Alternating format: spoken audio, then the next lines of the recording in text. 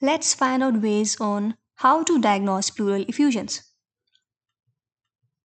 Diagnosis can be made by opting various channels, beginning with a physical examination, chest x-ray, CT scan, ultrasound, pleural biopsy, as well as blood test and LFT or liver function test.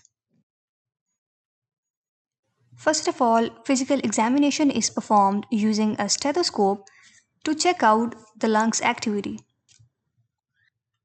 On physical examination, there will be reduced breath sounds, dullness to percussion, which is actually a method of tapping on a surface to assess the condition of underlying structures in clinical examinations, typically thorax or abdomen. Reduced tactile fremitus is another indicator. Tactile fremitus refers to the vibrations of chest wall that results from sound vibrations created by speech. There will be fewer vibrations in case of pleural effusions. To confirm that a person has pleural effusion, imaging tests are performed.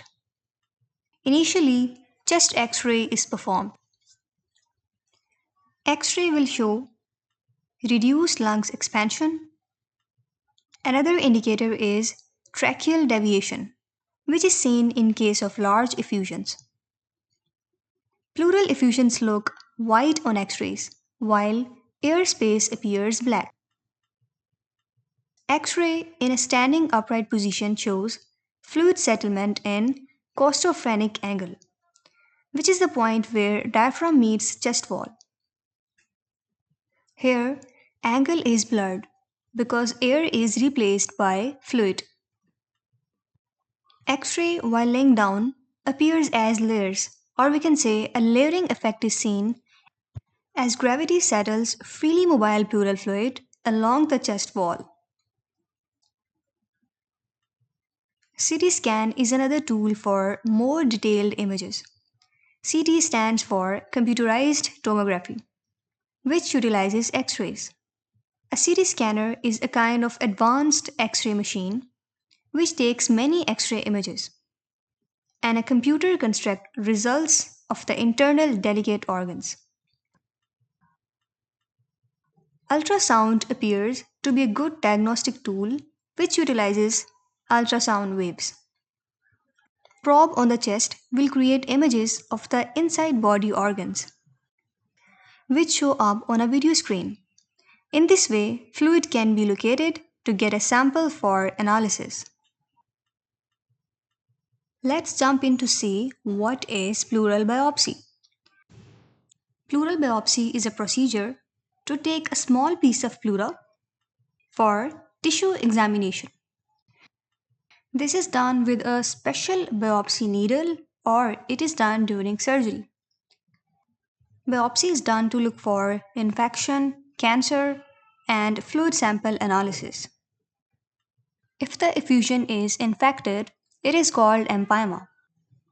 And if it is related to pneumonia, it is called parapneumonic effusion.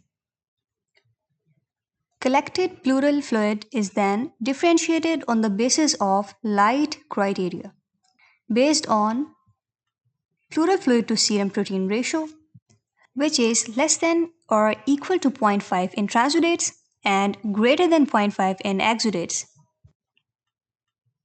Pleural fluid to serum LDH ratio is less than or equal to 0.6 in transudates and greater than 0.6 in exudates.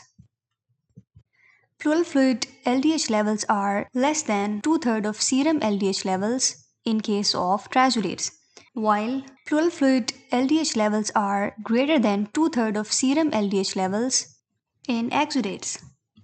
Fluid can be collected through a procedure called thoracentesis by inserting a needle and a catheter between your ribs into the pleural space. Finally, blood is analyzed along with LFT or liver function test to find the hidden causes. In the next part, we will discuss treatment strategies of pleural effusion. So stay with us.